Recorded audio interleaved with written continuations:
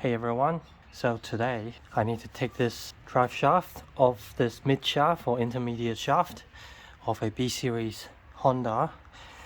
So the way I have found to be the easiest, first of all, is take it out of the car.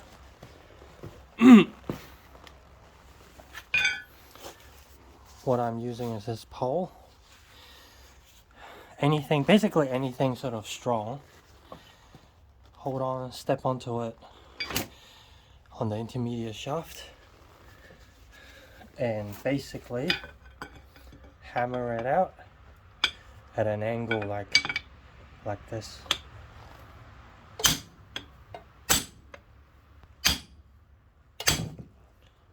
And there you go. Make sure you get a big hammer though. Thanks guys, hopefully this video helps.